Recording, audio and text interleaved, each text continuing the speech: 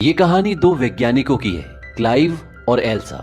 ये दोनों पति पत्नी हैं और ये दोनों जेनेटिक साइंटिस्ट हैं। जेनेटिक साइंटिस्ट उन्हें कहते हैं जो नए नए जीवों को बनाते हैं, यानी कि दो अलग अलग जीवों के डीएनए को मिक्स करके वो एक नया जीव बनाते हैं। ये एक कंपनी के लिए काम करते हैं जिसका नाम है नर्ड, यानी nucleic exchange research and development. ये कंपनी दवाइयां बनाती है और क्लाइव और एल्सा इनके लिए अलग अलग जानवरों के डीएनए को मिक्स करके एक नया जानवर यानी कि एक नई ब्रीड बनाती है जिसके प्रोटीन से ये अलग अलग बीमारियों की दवाइयां बना सके। और अब ये एक ऐसी ब्रीड बना चुके हैं जो बिल्कुल ही अलग है। ये एक डॉग के साइज की होती है और एक मेल होता है जिसका नाम ही रखते हैं फ्रेड। और ऐसे ही ये एक और जीव पहले बना चुके हैं जिसका नाम होता है जिंजर। अब ये फ्रेड को और जिंजर को आमने सामने रखते हैं और वो दोनों आपस में बहुत अच्छे से मिलते हैं जिससे बहुत खुश होते हैं। यानी कि फ्रेड जो कि मेल है और जिंजर जो कि फीमेल है वो एक दूसरे को पसंद करते हैं। और ये बहुत जरूरी है क्योंकि आगे जितने भी जीव पैदा होंगे वो इन दोनों के मिलन से पैदा होंगे। अब क्लाइव और एल्सा बहुत खुश हैं क्योंकि वो कामयाब हो चुके हैं और वो अपनी कंपनी के बॉस के पास जाते हैं और उन्हें बताते हैं कि हमने बहुत सारे जानवरों के डीएनए से मिलाकर ये एक अलग जानवर बनाया है और इसके प्रोटीन से हम कई जानवरों की कई बीमारियों की दवाइयां बना सकते हैं। और साथ में हमने एक ऐसा तरीका भी इजाद किया है जिससे हम इंसान के और जो हमने अभी ये जानवर बनाया है इसके डीएनए को मिला के एक नई तरह की स्पीसीज बना सकते हैं जिससे हम इंसानों की कई बीमारियों की दवाइयां बना सकते हैं। उनकी बॉस बोलती है कि जो तुमने काम किया वो बहुत अच्छा किया और सब तुम्हारे काम से बहुत खुश हैं, लेकिन फिलहाल जो तुम बोल रहे हो इसके लिए हमारी कंपनी अभी तैयार नहीं है। और अब जो तुमने जानवर बनाए इनके प्रोटीन से हमारी कंपनी दवाइयां बनाना चाहती है और इसीलिए सारी रिसर्च को बंद करके हम उस जगह पर दवाइयां बनाने का काम शुरू करेंगे। क्लाइव और एल्सा बोलते कि अगर हम ये काम शुरू नहीं करेंगे तो शायद कोई और शुरू कर दे। उनकी बॉस बोलते कि हम ये काम शुरू करेंगे, जरूर करेंगे, लेकिन उससे पहले जो ये तुमने जानवर बनाया है इसके प्रोटीन से जानवरों की दवाई बनाओ, एक कामयाब दवाई जिसे हम मार्केट में उतार सकें। और उसके बाद जो तुम बोल रहे हो उस प्रोजेक्ट पे हम जरूर काम करेंगे। और वो उन दोनों को मना कर देती है। इस बात से इन दोनों को बहुत डिसअपॉइंटमेंट होता है क्योंकि ये दोनों जेनेटिक साइंटिस्ट हैं और ये किसी कंपनी के लिए जानवरों से प्रोटीन निकालकर दवाई बनाने का काम नहीं करना चाहते।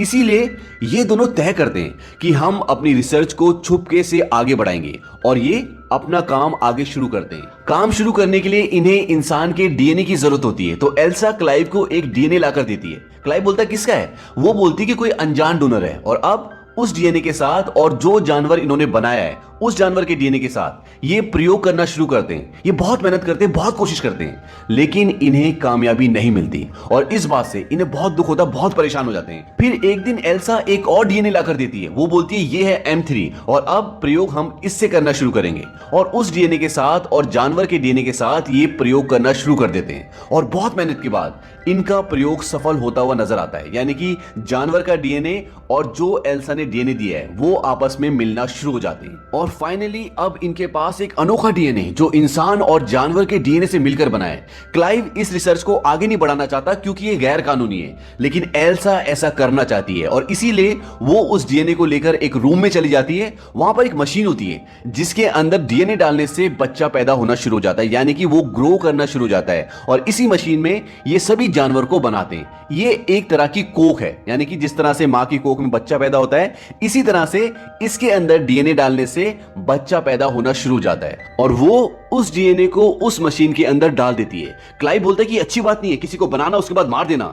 एल्सा बोलते कि हर रोज लाखों लोग मर जाते हैं, हो सकता है हमारे इस आविष्कार से लाखों लोगों की जान बच जाए।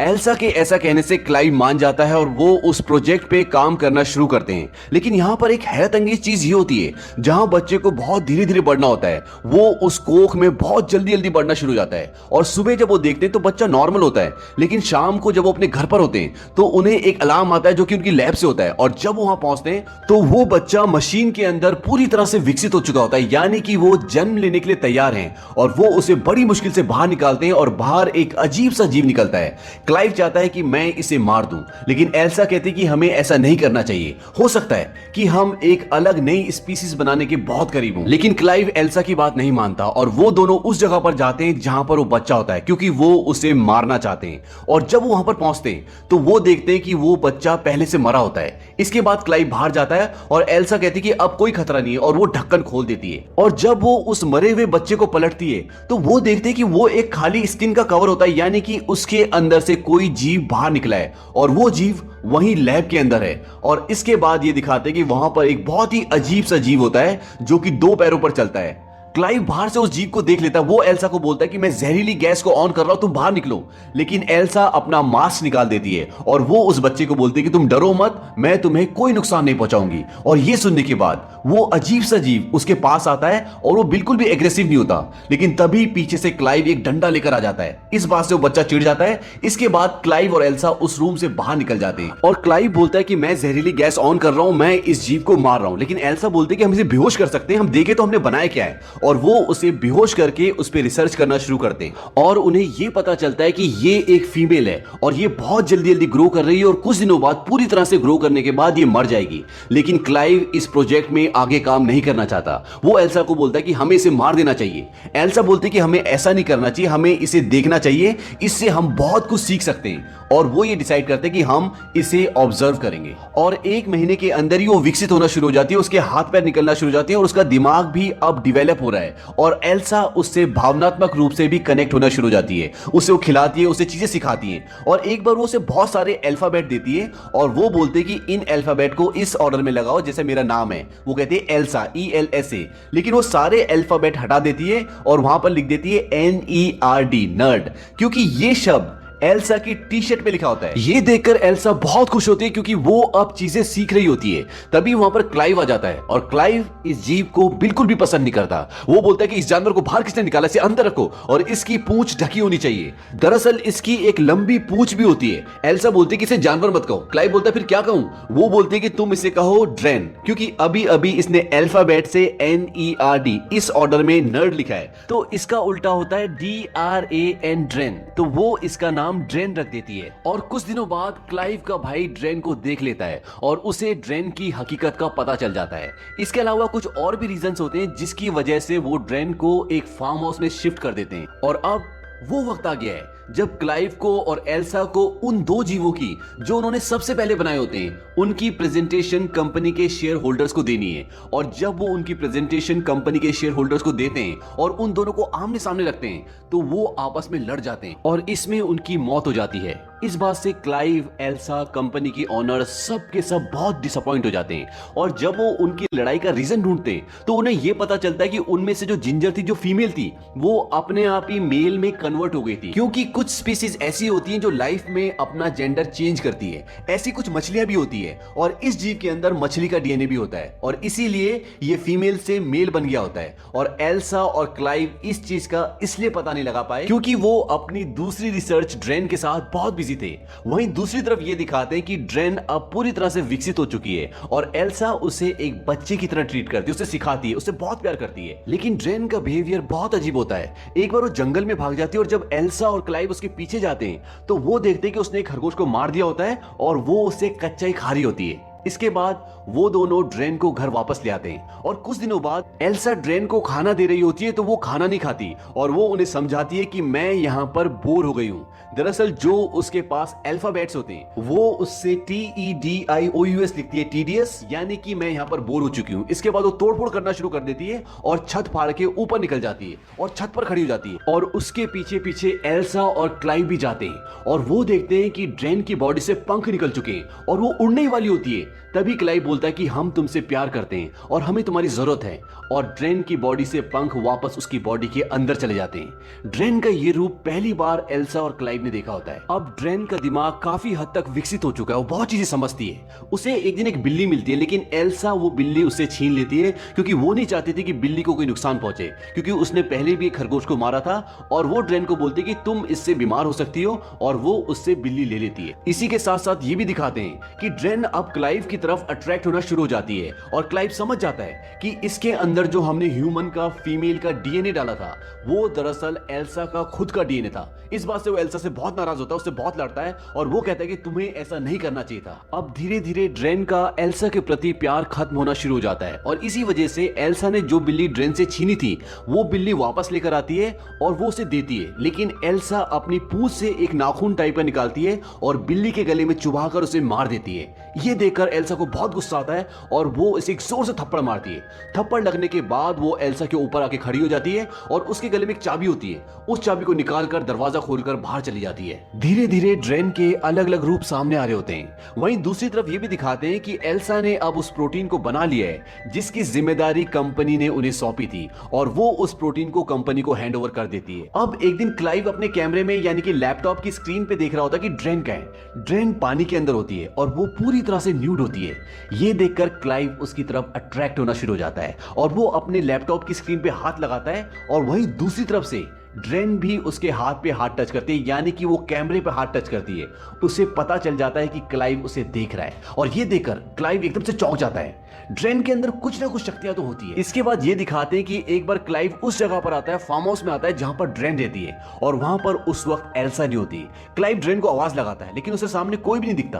तभी वो पीछे देखता है तो ड्रेन खड़ी होती है और वो पूरी तरह से न्यूड होती है और वो क्लाइव को पकड़कर किस करना शुरू कर देती है। क्लाइव उसे दूर हटाता है, बोलता है कि ये करना ठीक नहीं है, लेकिन फिर क्लाइव भी अपनी भावनाओं में बह जाता है और वो दोनों एक दूसरे को किस करना शुरू कर देते हैं और धीरे धीरे क्लाइव भी अपने कपड़े उतार देता है और उनकी डुग्गा डुगी यानी कि उनके बीच में संभोग होना शुरू हो जाता है। अब जब ये दोनों संभोग करते हैं तो ड्रेन बहुत एंजॉय कर रही होती है और उसकी बॉडी से पंख भी बाहर निकल चुके होते हैं और इसी के साथ ये भी दिखाते हैं कि ड्रेन की पूंछ से वही नाखून बाहर निकल जाता है जिससे उसने बिल्ली को मारा था। लेकिन तभी वहां पर एल्सा आ जाती है और एल्सा इन दोनों को संभोग करते हुए देख लेती है। ये देखने के बाद एल्सा वहां से नाराज होकर चली जाती है। हालांकि क्लाइव उसे रोकने की कोशिश भी करता है लेकिन एल्सा नहीं रुकती और इसके बाद एल्सा ड्रेन की पूंछ को काट देती है क्योंकि उसकी पूंछ खतरनाक होती है, जानलेवा होती है। और बाद में जब क्लाइव और एल्सा मिलते हैं, हालांकि एल्सा बहुत दुखी होती है लेकिन उन दोनों को अपनी गलती का एहसास भी होता है। क्लाइव बोलता है कि ये सब हमारी गलती है। एल्सा बोलती है कि मैंने वो पदार्थ बना लिया है, यानी कि वो पदार्थ जो उनकी कंपनी को चाहिए था।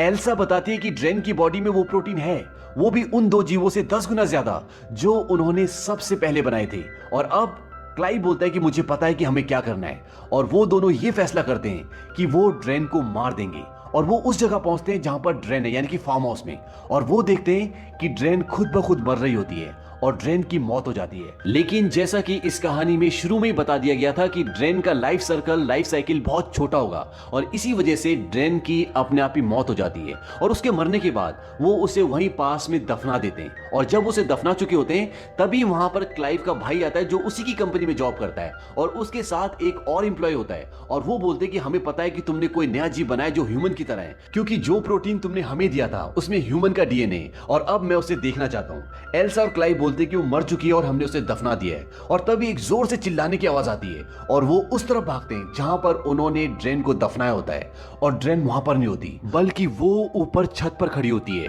और इस बार वो और भी ज्यादा ताकतवर दिखती है और भी खूंखार दिखती है। उसके पंख निकल चुके हैं और जो पूंछ उसकी काट दी गई थी वो पूंछ भी वापस आ चुकी है और अब वो बहुत एग्रेसिव है। और इसके बाद ड्रेन उन पर हमला करती है और क्लाइव और एल्सा के साथ जो दो और लोग होते हैं जिसमें से एक क्लाइव का भाई भी होता है, ड्रेन उन दोनों को मार देती है और इसी मुठभेड़ में क्लाइव बेहोश हो जाता है। और इसके बाद ड्रेन एल्सा के पीछे जाती है और एल्सा को पकड़कर उसके साथ रेप कर देती है। अब ड्रेन ने अपना जेंडर बदल दिया है, ठीक उसी तरह से जिस तरह से पहले इन्होंने जो दो जीव बनाए थे जिसमें से एक फीमेल थी जिसका नाम जिंजर था और जो बाद में मेल बन जाती है और इसके अंदर भी उनका हार्मोन उनका डीएनए होता है, इसलिए ये भी अब फीमेल से मेल बन चुकी है और ये एल्सा का रेप कर देती है। तभी पीछे से क्लाइव आ जाता है और वो एक शार्प लकड़ी ड्रेन की पीठ में भोंक देता है जिससे वो पूरी तरह से जख्मी हो जाती है और वो एल्सा को छोड़ देती है। लेकिन वो अपनी उस लकड़ी को निकालती है और अब वो क्लाइव पे हमला करती है। लेकिन इसी दौरान एल्सा एक बहुत बड़ा पत्थर उठाती है और उसे मारती है जिससे उसे बहुत चोट पहुंचती है। इसके बाद एल्सा दोबारा उस पत्थर को उठाती है और मारने से पहले वो कुछ सोचने लग जाती है क्योंकि उसी ने उसको बनाया है, उसके अंदर उसका डीएनए। लेकिन इसी बीच में ड्रेन अपनी पूंछ से क्लाइव को मार देती है और इसके बाद एल्सा उसे उस पत्थर से दोबारा मारती है जिससे ड्रेन की मौत हो जाती है। और आखिरी सीन में ये दिखाते हैं कि अब एल्सा अपनी कंपनी की ऑनर के सामने है और वो प्रेग्नेंट है। उसके पेट में ड्रेन का बच्चा है, क्योंकि ड्रेन ने उसका रेप किया था तो उसके पेट में ड्रेन का बच्चा है। वो कंपनी की ऑनर उसे ये बताती है कि जो प्रोटीन उन्होंने कंपनी को बना के दिया था उससे कंपनी को बहुत फायदा हुआ है, क्योंकि अब कंपनी इसके नेक्स्ट स्टेज को भी स्टडी करना चाहती है, यानी कि इस रिसर्च को वो आगे बढ़ाना चाहती है।